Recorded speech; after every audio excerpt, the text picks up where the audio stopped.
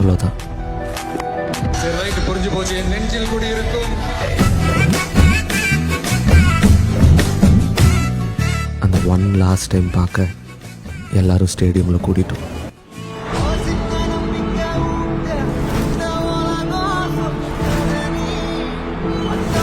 இங்க என்ன நடக்க போகுதுன்னு யாருக்கும் தெரியாது.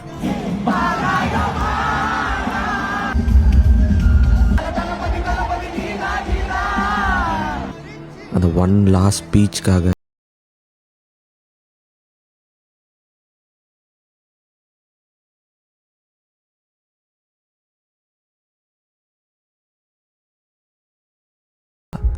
இல்லை கவலையாக யோசிக்கிறதானே தெரியல.